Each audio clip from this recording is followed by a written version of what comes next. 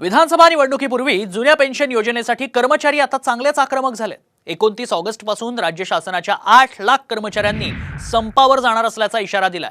मात्र जुनी आणि नवी पेन्शन योजना नेमकी काय जाणून घेऊ। जुनी पेन्शन सरकारला टेन्शन,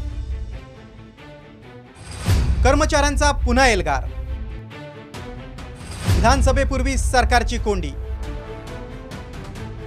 विधानसभा निवडणुकीपूर्वी जुन्या पेन्शनची मागणी करत सरकारी, निमसरकारी, शिक्षक आणि शिक्षकेतर कर्मचाऱ्यांनी 29 ऑगस्ट पासून बेमुदत संपावर जाण्याचा इशारा दिलाय।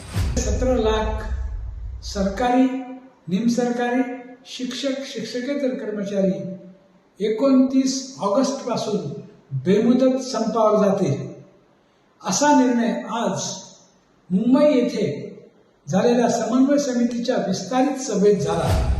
जुनी पेन्शन योजना पुन्हा सुरू करण्यासाठी नागपूर अधिवेशनाच्या वेळी 17 लाख कर्मचाऱ्यांनी संप पुकारला होता। त्यावेळी उपमुख्यमंत्री अजित पवारांनी विधानसभा निवडणुकीपूर्वी जुन्या पेन्शनबाबत निर्णय घेण्याचं आश्वासन दिलं होतं। मात्र सरकारनं निर्णय घेतला नसल्यानं 8 लाख कर्मचारी संतप्त झालेत। त्यामुळे त्यांनी संपाचं अस्त्र उगारलंय। मात्र जुन्या आणि नव्या पेन्शन योजनेत काय फरक आहे ते पाहूया। जुन्या पेन्शन योजनेत 50% पेन्शनची हमी, तर नव्या पेन्शन योजनेत पेन्शनची पक्की हमी नाही।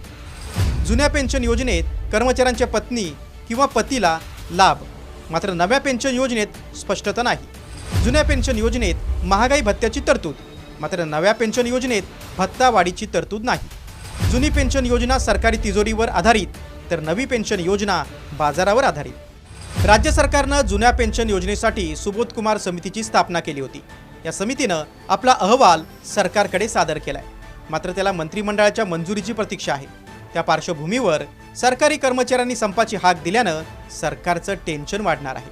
त्यामुळे सरकार विधानसभा निवडणुकीपूर्वी मार्ग काढून मतांचं गणित साधणार की जुन्या पेन्शनचं भिजत घोंगडं ठेवणार, हे पाहणं महत्त्वाचं ठरणार आहे। ब्युरो रिपोर्ट, साम टीव्ही न्यूज।